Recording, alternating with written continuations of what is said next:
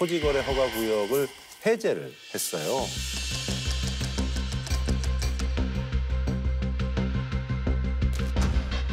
이에 서울시는 주택시장의 투기 우려가 없는 지역 등에 대해서는 주민의 생활 불편 해소 차원에서 과감히 규제를 추진하고자 합니다. 우리가 흔히 이제 부동산업계에서 이제 잠상대청이라고 이렇게 얘기를 하는데 여기 이제 그 일부 지역들이죠. 네, 서울시가 잠실과 강남 일대에 대한 부동산 규제, 토지 거래 허가제를 5년 만에 풀자 이 지역 아파트 매물 호가가 하루 만에 1억 원이 올랐다고 합니다. 전용 면적 84제곱미터 아파트 실거래가는 해제 검토 소식이 새어나오던 지난달부터 오르기 시작하더니 열흘 새 1억 원 가까이 급등했습니다. 지난달 강남 3구에 있는 전용 면적 84제곱미터 평균 거래가는 모두 20억 원이 넘었습니다. 집값 폭등기였던 2021년 11월 이후 3년여 만에 처음입니다. 실제 살지 않더라도 이참에 똘똘한 한 채를 마련해두려는 갭 투자 비율도 크게 올랐습니다. 서울시가 강남 송파구 일부 아파트에 대한 토지거래 허가제 해제를 35일 만에 번복하고 재지정했습니다. 먼저 지난 2월 12일 토지거래 허가구역 해제 이후 강남을 중심으로 부동산 시장의 변동성이 커졌다는 지적을 겸허히 받아들입니다. 이로 인해서 심려를 끼쳐드린 점 시민 여러분들께 송구스럽게 생각합니다.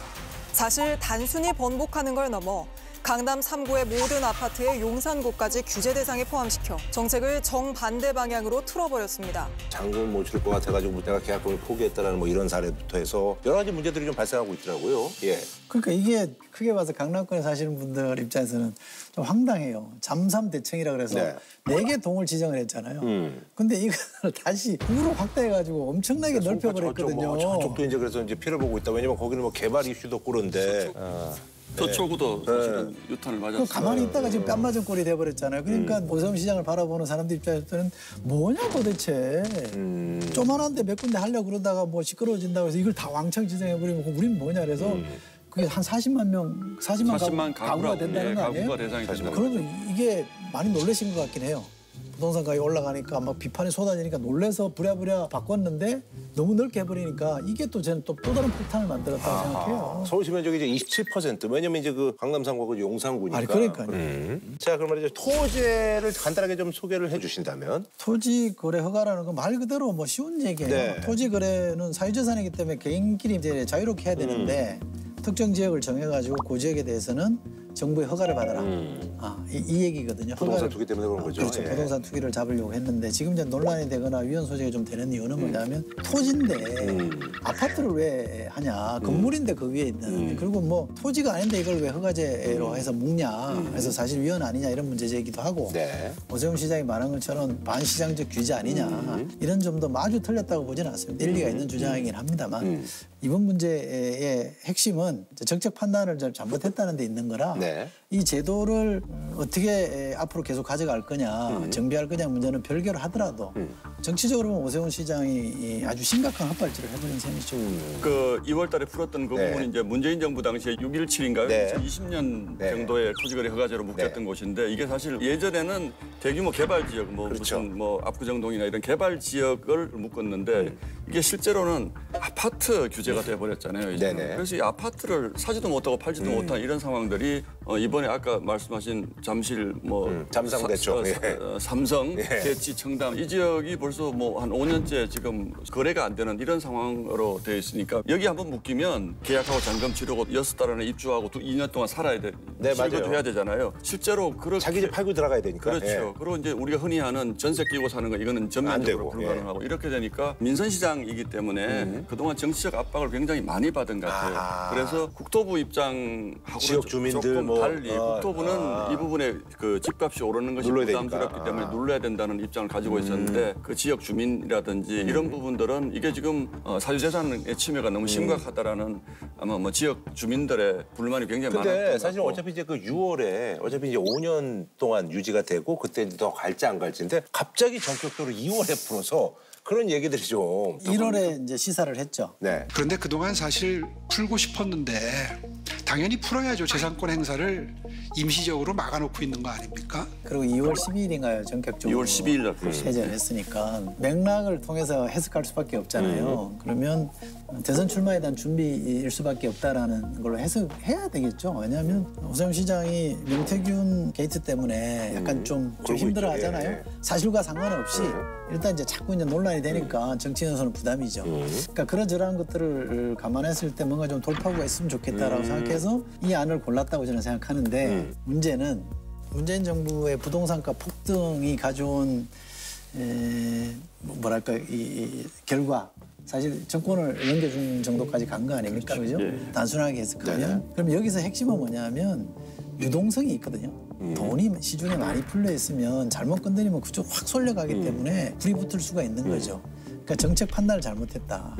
게다가 또 하나는 오세훈 시장이 재선 때 무상급식 반대하다가 시장직을 던져버렸죠. 네네네. 그러면서 사실은 그 이후로부터 국민의힘이 상당히 어려움을 많이 겪었거든요.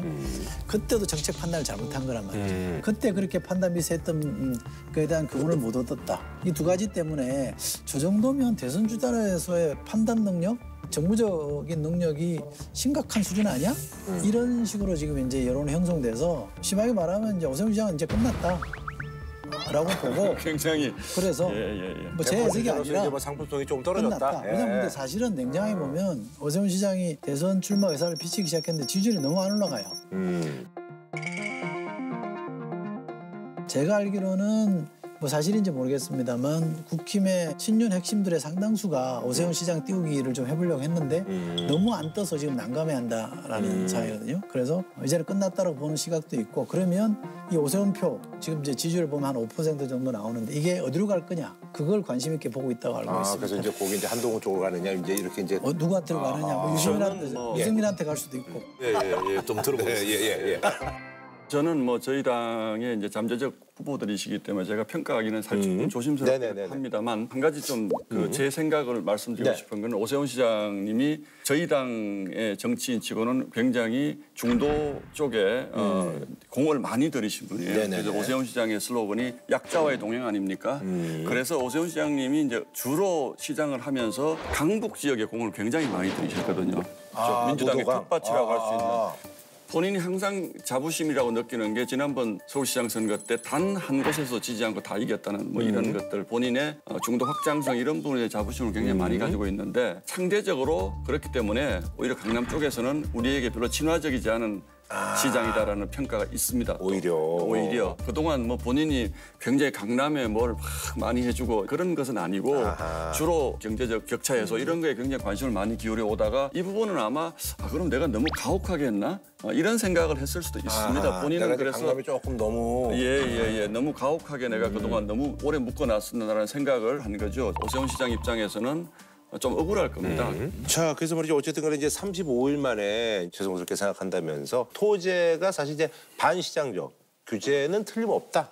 내 생각에는 뭐 변함이 없다라고 이렇게 이제 말을 덧붙였는데 사실 토지거래 허가제는 실소유자 중심의 시장 형성을 유도한다는 긍정적인 측면도 있으나 자유거래를 침해하는 반시장적인 규제임은 틀림없습니다. 토지는 시장 기능을 왜곡할 수 있는 비상 처방에 해당하기 때문에 한시적으로 제한된 범위에서만 적용하는 것이 바람직합니다.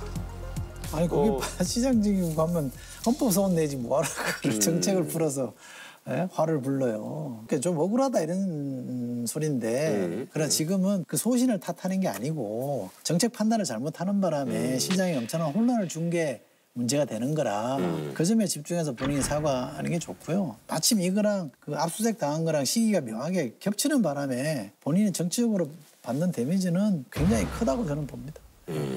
아마 오세훈 시장님이 평소 소신이 부동산 값도 시장에 맡겨야 된다. 이것도 뭐 맞는 얘기일 수도 있는데 결과적으로 입에 너무 많이 꼬여서 이제 그 부분에 대한 설명이 좀 설득력이 좀 떨어진 뭐 이런 측면이 분명히 있는 거죠. 네네네.